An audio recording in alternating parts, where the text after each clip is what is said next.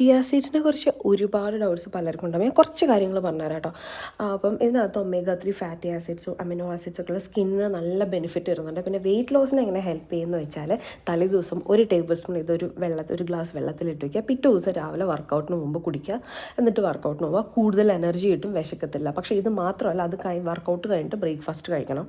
Lunch dinner ഒന്നും skip ചെയ്ത് എല്ലാം കറക്റ്റായിട്ട് കഴിക്കണം. ഹെൽത്തി ആയിട്ടുള്ള ഫുഡ് കഴിക്കുക. അതാണ് നിങ്ങൾ വെയിറ്റ് ലോസിന് നിങ്ങൾ ആദ്യം ചെയ്യേണ്ടത്. പിന്നെയെന്ന് വെച്ചാൽ ഇതിനകത്ത് പ്രോട്ടീനും ഫൈബറും ഉള്ളതുകൊണ്ടാണ് നമുക്ക് ഡൈജഷന് ഹെൽപ്പ് ചെയ്യും. ആൻറ്റി ഇൻഫ്ലമേറ്ററി പ്രോപ്പർട്ടീസൊക്കെ ഉണ്ട്. പിന്നെ അതുകൊണ്ടാണ് ഇടയ്ക്കിടയ്ക്ക് സ്നാക്ക് കഴിക്കണ ഒരു ശീലം ഉണ്ടല്ലോ, ആ ഒരു ശീലം കൊണ്ടാണ് നമുക്ക് ശരിക്കും വണ്ണം വെക്കുന്നത്. അല്ലാതെ നമ്മൾ വീട്ടിലുള്ള ഭക്ഷണം കഴിച്ചാൽ നമുക്ക് വണ്ണം വെക്കത്തില്ല കേട്ടോ.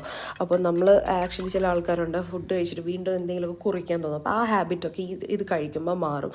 ഇടയ്ക്ക് വേണമെങ്കിൽ ഒരു ദിവസം 2 ഗ്ലാസ് കഴിക്കാം കേട്ടോ. 2 ടേബിൾ സ്പൂൺ, അതിൽ കൂടുതൽ ഇത് കഴിക്കരുത്. വെറും 2 ടേബിൾ സ്പൂൺ മാത്രം.